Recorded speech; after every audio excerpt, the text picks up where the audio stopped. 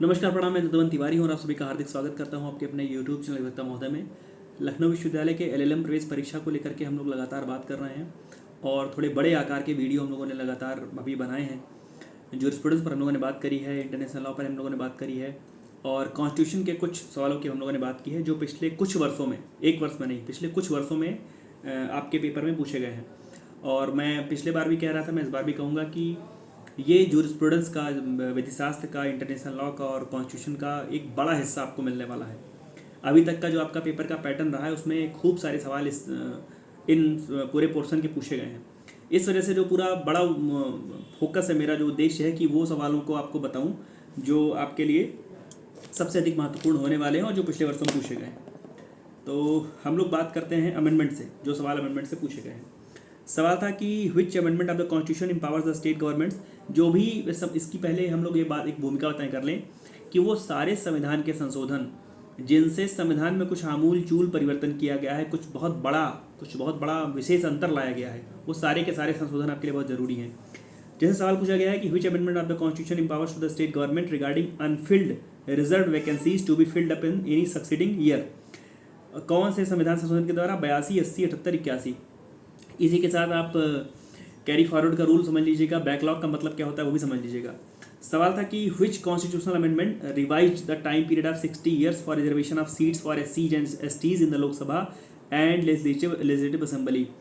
किस संविधान संशोधन के द्वारा जो एससीज और एसटीज का रिजर्वेशन है वो लोकसभा में और संविधान सभा, इसमें लेजिस्लेटिव असेंबली विधानसभा में, वो और बढ़ा दिया गया है।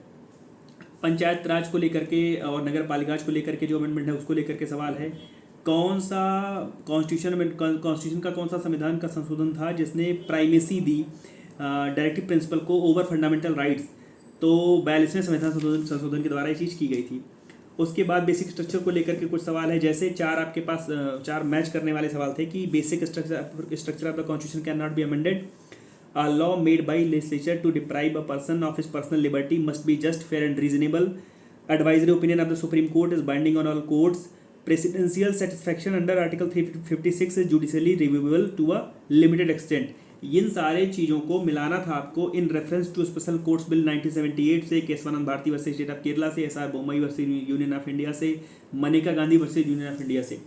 बस केवल इतनी सी बात समझ लीजिए कि इन चारों केस लॉज के विषय में और इन चारों विषयों को आप कायदे से पढ़ लीजिएगा। सवाल था एक कोर्ट को लेकर के कि democracy and federalism are the essential features of our constitution and are parts of its basic structure. ये बात किसने कही थी? This observation was made in SR Bommai's case. किसने किया था? जस्टिस जे एस वर्मा ने। उसके बाद आपसे सवाल पूछा गया था कि डायरेक्टिव प्रिंसिपल क्या संशोधित किया जा सकता है कि नहीं, प्रियम्बल जो है कॉन्स्टिट्यूशन के वो संशोधन उसमें हो सकता है कि नहीं। सवाल एक आपसे पूछा गया था कि an amendment of the constitution of India for the purpose of creating a new state in India must be passed by, कहाँ से? एक नया राज्य बनाने के लिए अगर संविधान में संशोधन जब करना पड़ेगा तो वो किसके द्वारा पास किया जाना चाहिए, वो किसके द्वारा पारित किया जाना चाहिए, इस प्रकार का सवाल आपसे पूछा गया था। सवाल आया था कि an amendment bill requires to be ratified by the state legislatures if the same seeks to make any changes in, और आपके ऑप्शंस थे any provision of article 368, any provision of list of 7 schedule, the representation of states in parliament, all of the above। जो सही जवाब था वो था all of the above। Basic structure की जो थ्योरी है उसको लेकर के सवाल पूछा गया था। एक आध बार सवाल असर्शन और रीजन को लेकर के पूछा गया है, तो उसमें भी ये सारे सवाल पूछे गए हैं।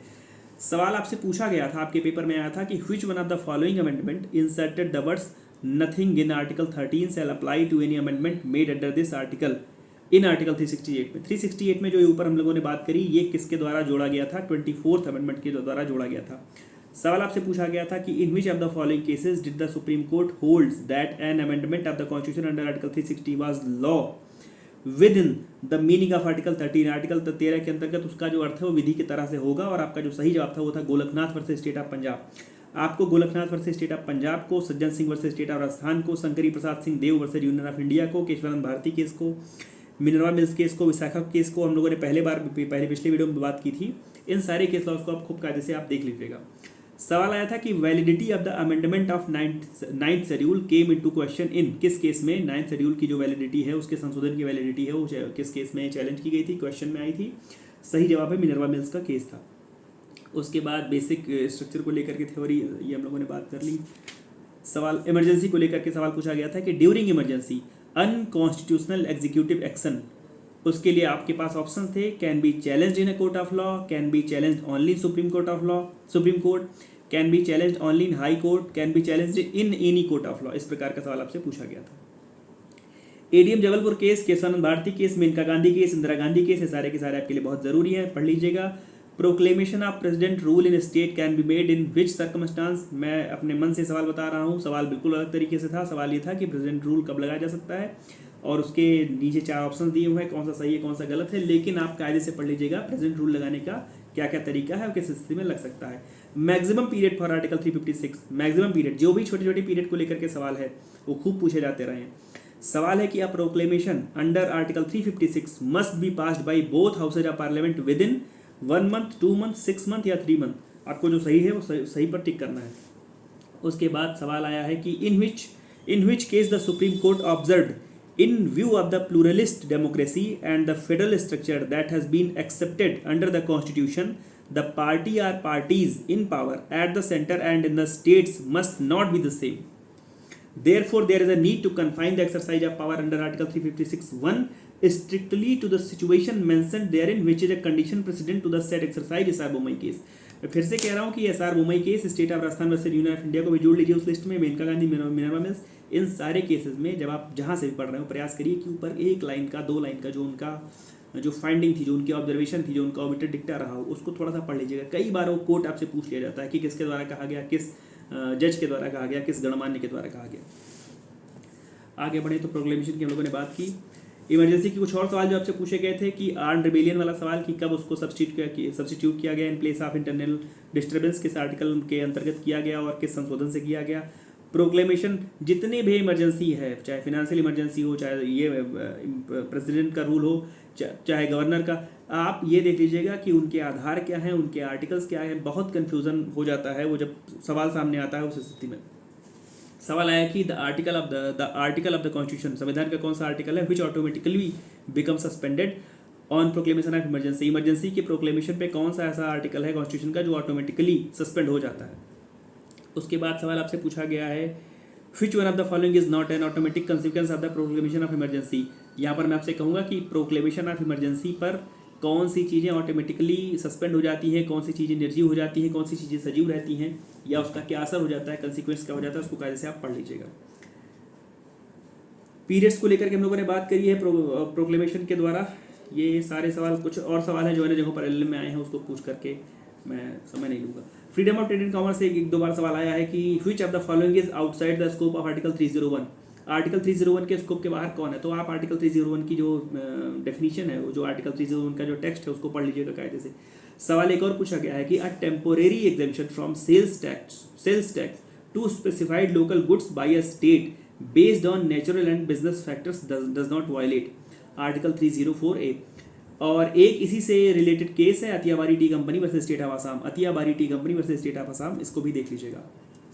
उसके बाद लिस्ट की बात करें, इस पर कई बार सवाल पूछा गया है। सवाल है कि which article of the constitution mention the union list, state list और कंकरेंट लिस्ट, कौन से संविधान के कौन से संशोधन अनुच्छेद में संघ सूची, राज्य सूची और समवर्ती सूची का जिक्र है, और सेंट्रल स्टेट रिलेशन पे जो फेमस कमीशन रहा है कौन सा रहा है। तो वहाँ पर मैं आपको सभी ऑप्शन बता रहा हूँ, सब पढ़ करके आइएगा। Sarkaria commission, Fazal Ali commission, Gadgil commission.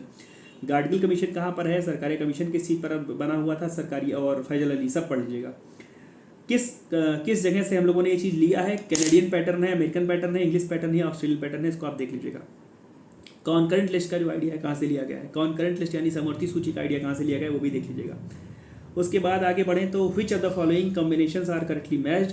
आपके पास, मैंने पिछले वीडियो में कहा था, कुछ आपके पास सिद्धांत है, डॉक्ट्रिन ऑफ रिपग्नेंसी है, डॉक्ट्रिन ऑफ टेरिटोरियल नेक्सस है, डॉक्ट्रिन ऑफ हार्मोनियस कंस्ट्रक्शन है, डॉक्ट्रिन ऑफ वेबर है, और पिथ एंड सब्सटेंस है।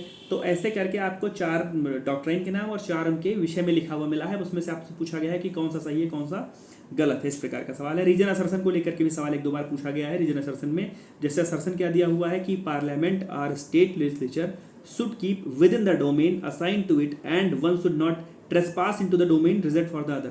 यहीं से एक सवाल और बनता है कि पार्लियामेंट किस स्थिति में राज्य सूची के विषय पर कानून बना सकता है, कौन सी ऐसी स्थिति है जिस पर बना सकता है। सवाल पूछा गया है कि in which of the following cases the doctrine of harmonious construction was not applied, किसमें अप्लाई नहीं किया गया। Calcutta gas company versus state of West Bengal के केस में, गुजरात यूनिवर्सिटी वर्सेस श्री कृष्णा के केस में, Keshavananda Bharati versus state of Kerala के केस में और state of Bombay versus RMDC के केस में। तो इसमें कौन से में अप्लाई नहीं किया गया इसको आप देख लीजिएगा। Prafulla Kumar versus Bank of Commerce का भी केस पढ़ लीजिएगा। Prafulla Kumar versus Bank of Commerce का केस किस डॉक्ट्राइन पर है ये देख लीजिएगा।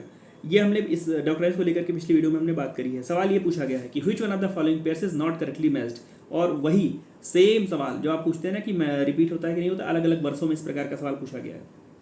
सवाल है कि union parliament can legislate in respect, ये भी हम लोगों ने बात की कि राज्य सूची के किस विषय पर और किस स्थिति में जो केंद्र है, जो संघ है, वो कानून बना सकता है। सवाल आपसे पूछा गया है कि which of the following articles of the constitution of India provide for circumstances under which parliament has power to make a law on any subject enumerated in state list. देखिए अलग अलग सत्रों में मैं इसीलिए कहता हूं कि जो सवाल आप सुन पा रहे हो, जो ऑप्शन सुन पा रहे हैं, जवाब सुन पा रहे हैं, हो सकता है कि उसको किसी अन्य प्रकार से सवाल आपसे पूछा जा सके, या हो सकता है कि जो इस सत्र में आपके सवाल का कोई ऑप्शन रहा है उसी गलत वाले ऑप्शन पर आधारित, मतलब अगले बार के लिए वो सही होगा, गलत वाले ऑप्शन पर आधारित सवाल अगली बार बन सकता है। इसलिए बहुत ज़रूरी है उन सारे ऑप्शंस को पढ़ना देखना। सर्विसेज को लेकर के सवाल पूछा गया है कि यूपीएससी के मेंबर्स को अपॉइंट कौन करता है, यूपीएससी के मेंबर की योग्यता पढ़ लीजिएगा, यूपीएससी के मेंबर की निर्योग्यता पढ़ लीजिएगा, कौन नहीं हो सकता है। सवाल है कि अ मेंबर ऑफ, उसके रिमूवल को लेकर के सवाल है कि a member of the state public service commission can be removed on the ground of misbehaviour only after inquiry has been held by, किसके द्वारा स्टेट पब्लिक सर्विस कमीशन का, अगर उत्तर प्रदेश लोक सेवा आयोग के चेयरमैन को हटाना है तो उसके पहले किसके द्वारा इंक्वायरी की जानी चाहिए। सवाल एक और है कि in which of the following cases has the supreme court ruled that the reasons have to communicated to the legislature by the government if the advice of public service commission has not been accepted. अगर public service commission लोक सेवा आयोग की सलाह को आप नहीं मान रहे हैं तो सुप्रीम कोर्ट ने किस मामले में निर्णित किया कि रीजन्स जो हैं वो लेजिस्लेचर को कम्युनिकेट करने पड़ेंगे। रिमूवल को लेकर के हम लोगों ने बात करी। रिट को कायदे से पढ़ लीजिएगा, रिट को लेकर के तैयार होकर के आइएगा, और जो बड़ा हिस्सा आपका ये बचता है सुप्रीम कोर्ट हाई कोर्ट का, इसको लेकर के हम लोग अब बात करते हैं। सवाल है कि in the case of violation of any fundamental rights the supreme court shall have power to issue appropriative orders, directions, writs, all of the above. अब हम लोगों ने इसको देखा कि लिखा हुआ है फंडामेंटल राइट का वायलेशन, तो सीधे रिट पर टिक कर दिया, लेकिन ऑल ऑफ द अबव सारी की सारी चीज़ें जारी हो सकती हैं। 32 में और 226 में उसका जब आप टेक्स्ट पढ़ते हैं तो आप पाते हैं कि 226 का जो दायरा है, जो उसका ओहदा है, थोड़ा सा आर्टिकल 32 के ज़्यादा है, 32 की तुलना में ज़्यादा है। सवाल है कि petitioners right to move supreme court is subject to, और उसका जो ऑप्शन है कि that he must have availed all other options, that he must move the petition on the certificate granted by high court. Certificate को लेकर के थोड़ा सा सजग रहिएगा। He can directly move the supreme court, thus no restriction, all of the above, इस प्रकार का सवाल आया है। Limitation act is applicable, not applicable, depends to article 32, इस प्रकार का सवाल आपसे पूछा गया है। आर्टिकल 32 को और क्या कहा जाता है, बी आर अम्बेडकर साहब ने इसके विषय में क्या कहा, इसको भी आप देख लीजिएगा। अच्छा ये देखिए, ये टिपिकल सवाल है। आपके पास 2 लिस्ट हैं, उस लिस्ट में पहले में 4 डिसीजन दिए हुए हैं और 4 सवाल दिए, 4 केस लॉज दिए हुए। मैं केस लॉज पढ़ लेता हूँ। भागवती जस्टिस इन बंधुआ Mukti Morcha versus union of India, बंधुआ Mukti Morcha versus union of India के केस में भगवती साहब ने क्या कहा। हुसैन आरा खातून वर्सेज स्टेट ऑफ बिहार के केस में कृष्णा अय्यर साहब ने क्या कहा। सिमरनजीत सिंह मान वर्सेज यूनियन ऑफ इंडिया के केस में अहमदी जस्टिस साहब ने क्या कहा। SP Gupta versus union of India में भगवती जस्टिस साहब ने क्या कहा। SP Gupta versus union of India जजेस ट्रांसफर केस 2, 3 जो भी हुए हैं, सारे केस में क्या फाइंडिंग थी, अलग अलग केसेस के विषय में कायदे से पढ़ लीजिएगा, आपके लिए जरूरी है। सवाल आपसे पूछा गया था कि which one of the following statements refers to epistolary jurisdiction of the supreme court, और जो आपके ऑप्शंस थे वो था ओरिजिनल, मैं इसको दोबारा दोहरा दूं, एपिस्टलरी EPISTOLARY jurisdiction of the supreme court, वो आपको देखना है। सवाल ये भी पूछा गया था कि the nature of consultation with the chief justice of India in matters of appointment of a जज to a high court is correctly described as, ये आपसे सवाल पूछा गया था। रीजन असर्सन को लेकर के सवाल आया था कि असर्सन है कि the supreme court is a court of record, और रीजन है कि it delivers judgments in open court. तो आप पढ़ लीजिएगा कि सुप्रीम कोर्ट को जजमेंट जो कोर्ट ऑफ रिकॉर्ड क्यों कहा जाता है। सवाल है कि disputes between states in India come to the supreme court under, किस जुरिस्डिक्शन के अंतर्गत सुप्रीम कोर्ट माननीय उच्चतम न्यायालय किस अपने जुरिस्डिक्शन के अंतर्गत 2 राज्यों के बीच के मसलों को सुनता है। Appellate jurisdiction, original jurisdiction, advisory jurisdiction, none of the above, original में।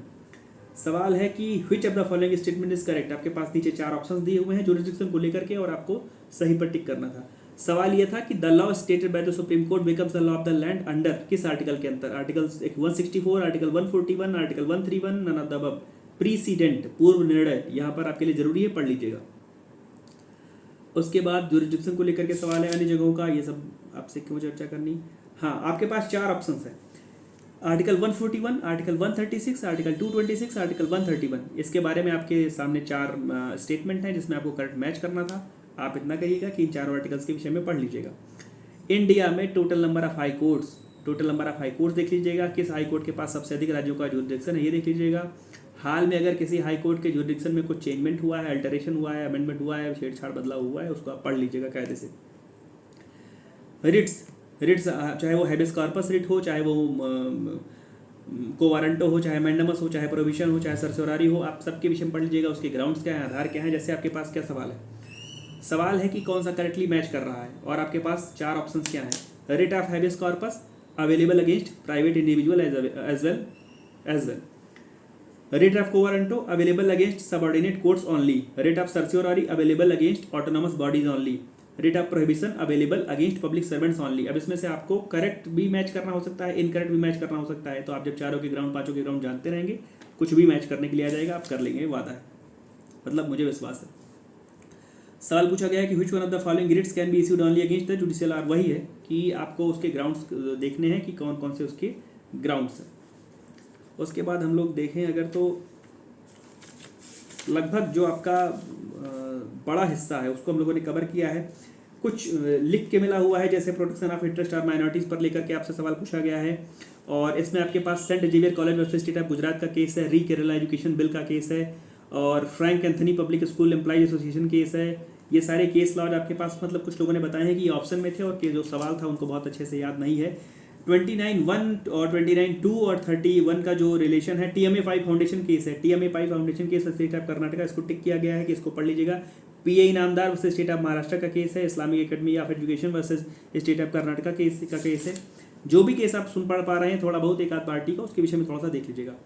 उसके बाद आगे बढ़ते हैं तो डायरेक्टिव प्रिंसिपल को लेकर के सवाल हम लोगों ने काफ़ी चर्चा की है। डायरेक्टिव प्रिंसिपल में थोड़ा सा पढ़ लीजिएगा कि जो सोशल सिक्योरिटी चैप्टर है, चाहे आर्टिकल 43A हो, participation of workers in management of industries article 41 है, आर्टिकल 42 है, just and human condition of works का, आर्टिकल 45, 46, 44 तो अब खूब चर्चा में रहा है, और प्रोटेक्शन ऑफ मोनूमेंट्स आर्टिकल 49, इसको भी थोड़ा सा पढ़ लीजिएगा। उसके बाद आगे बढ़े, फंडामेंटल ड्यूटीज पार्ट 4A में जोड़ा गया है, आर्टिकल 451A में जोड़ा गया है बाई 42nd अमेंडमेंट 1976, और जो सबसे लेटेस्ट ड्यूटी है सबको थोड़ा सा देख लीजिएगा। एग्जीक्यूटिव को लेकर के हम लोगों ने खूब बात की है, क्वालिफिकेशन क्या होनी चाहिए प्रेसिडेंट की, पावर्स क्या होती हैं प्रेसिडेंट की पावर जब आप पढ़ रहे हो तो वहाँ पर executive powers, legislative powers, financial powers, judicial और डिप्लोमेटिक पावर्स, इमरजेंसी पावर्स, ये सारी की सारी कायदे से देख लीजिएगा। और जो एग्जीक्यूटिव पावर का जो उसका नेचर है और जो उसका एक्सटेंट है उसको भी थोड़ा सा देख लीजिएगा।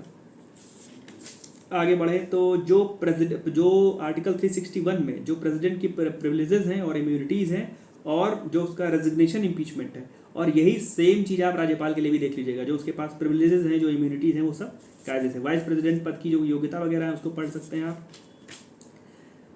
ये बताया गया है कि एक बार एग्जीक्यूटिव पावर्स पर कोई Shamsher Singh versus state of Punjab का या 1974 का केस है, वो भी पूछा गया था।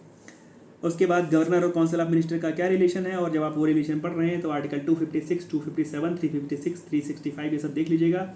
आर्टिकल 163 क्लॉज 2 भी एक बार पूछा जा चुका है। आर्टिकल 164 क्लॉज 1 को लेकर के अपॉइंटमेंट ऑफ चीफ मिनिस्टर को लेकर के भी सवाल पूछा गया है।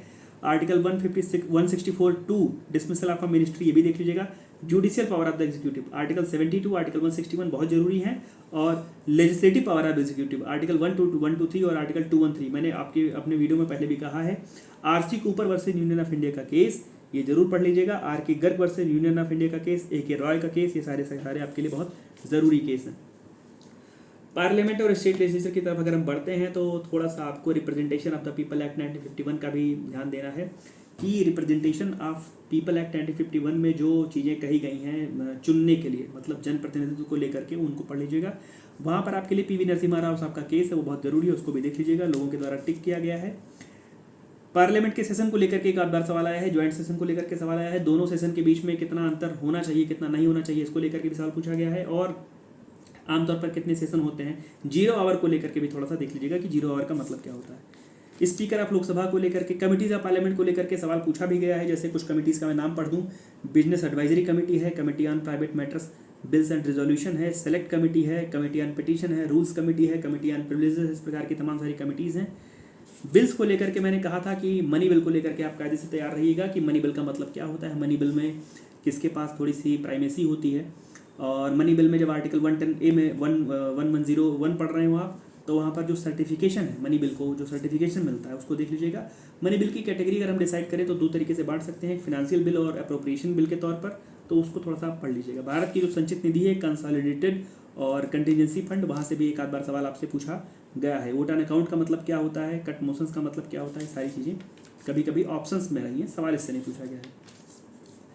फ्रीडम ऑफ स्पीच को लेकर के आर्टिकल 1051 को लेकर के सवाल है और आर्टिकल 141 क्लॉज 1 को लेकर के सवाल है। सवाल मीन्स ये सारी चीज़ें कभी ऑप्शन में रही हैं। मैं जो अभी की बात कर रहा हूँ ये लोगों के द्वारा ऐसे ही टिक किया गया है कि ये हाँ उनको याद आ रहा था कि कोई सवाल ऐसा पूछा गया है या कोई इस प्रकार का सवाल का ये ऑप्शन रहा है। जैसे ऑफिस ऑफ प्रॉफिट को लेकर के, लाभ के पद को लेकर के Jaya Bachchan versus union of India का जो 2006 का केस है उसको लेकर के पूछा गया है कि लाभ का पद आपसे पूछ लिया गया, लाभ का पद का मतलब क्या है। नीचे 4 ऑप्शन दे दिए गए कि आदमी यहाँ भी तैनात है, यहाँ भी तैनात है, इस पद पर भी, इस पद पर भी, इस पद पर भी, इस पद, 4 आपको ऑप्शन मिले जोड़े में। तो आपको टिक करना होगा कि कौन सा इसमें से जो ऑफिस ऑफ प्रॉफिट नहीं है। उसके बाद लेजिस्लेटिव असेंबली, लेजिस्लेटिव काउंसिल को लेकर के उसकी जो योग्यताएं हैं उसको लेकर के है। चीफ मिनिस्टर का काउंसिल ऑफ मिनिस्टर लेजिस्लेचर को लेकर के सवाल है। Anti defection law 10th schedule को लेकर के खूब पूछा जाता रहा है सवाल आपसे कि तो हलोहान वर्सेस जाचिलू का केस है, Jagjit Singh versus state of Haryana का केस है। ये सारी चीज़ जरूरी हैं। कुछ जो टर्म्स हैं, इंपॉर्टेंट टर्म्स हैं, जैसे एडजर्नमेंट का मतलब क्या होता है, एडजर्नमेंट मोशन का मतलब क्या होता है, एडजर्नमेंट साइन डाई का मतलब क्या होता है, no confidence motion, censure motion, agenda amendment, इन सब चीज़ों को थोड़ा थोड़ा देख लीजिएगा। खैर जो भी आप अगर लोकसभा की डिबेट्स, राज्यसभा की डिबेट सुनते होंगे, पढ़ते होंगे, तो आपको ये सारे शब्द थोड़े से आम लगते होंगे। कोरम का मतलब क्या होता है, और सुप्रीम कोर्ट के जुडिशन को लेकर के हम लोगों ने बात करी। जुडिशियल रिव्यू को जरूर पढ़ लीजिएगा। जुडिशियल रिव्यू में कुछ केस स्टिक किए गए हैं, जैसे AK गोपालन versus state of Maharashtra Madras का केस है और केशवानंद भारती का केस है। Article 32, article 226, article 74, article 77, article 163, 166, 105, 194, article 12, article 212, ये सारे, इन सारे आर्टिकल्स को आप पढ़ लीजिएगा।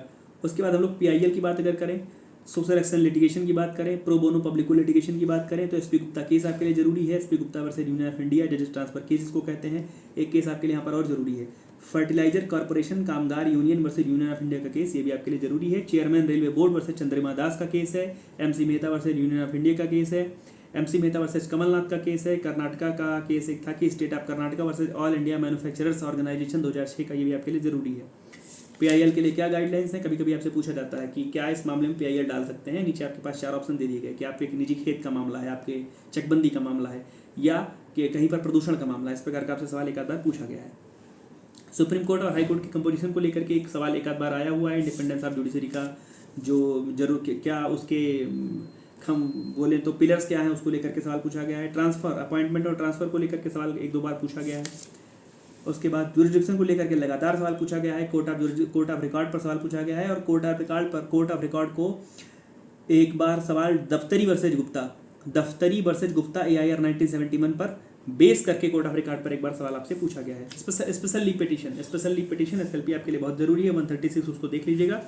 और जब आप 136 देख रहे हैं तो हाँ, ये भी बताया गया है कि Haripada Dey versus state of West Bengal और Mahesh versus state of Delhi और रमाकांत राय वर्सेज मदन राय, ये सारे के सारे जो केस लॉज हैं, ये सारे के सारे केस लॉज आपके जो स्पेशल लीव पिटीशन पर आपसे कभी पूछे गए थे। एडवाइजरी ओपिनियन, एडवाइजरी जुरिडिक्शन को लेकर के जब सवाल है तो उस पर एक बार री दिल्ली लॉज केस को लेकर के सवाल पूछा गया है। री केरला एजुकेशन बिल को लेकर के सवाल पूछा गया है कि किन किन मसले पर सुप्रीम कोर्ट ने एडवाइजरी ओपिनियन अपना दिया हुआ है।